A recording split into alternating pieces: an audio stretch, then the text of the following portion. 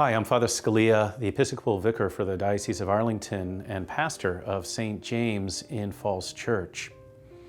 In the ancient world, when one army defeated another, it would seize its standards or its flags as a sign of its victory, as a sign of its triumph over their enemy. Our Lord, risen from the dead, bearing in his body the 5 wounds of the crucifixion, is somewhat like that. He went into combat with the enemy, with the devil.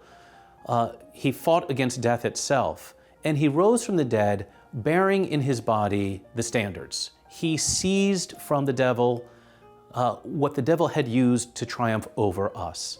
And now, of course, our Lord has authority over all things, even death itself. He's vanquished it. Which is why St. Thomas insists that he be able to touch the wounds of Christ.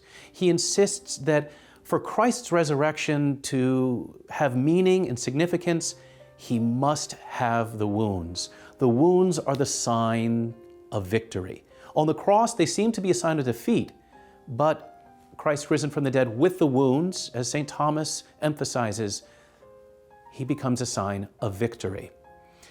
What does this mean for us? Well, we all have wounds. We have wounds, sometimes of our own making, sometimes that of others, and we need to bring those to Christ, because what can we do with those wounds?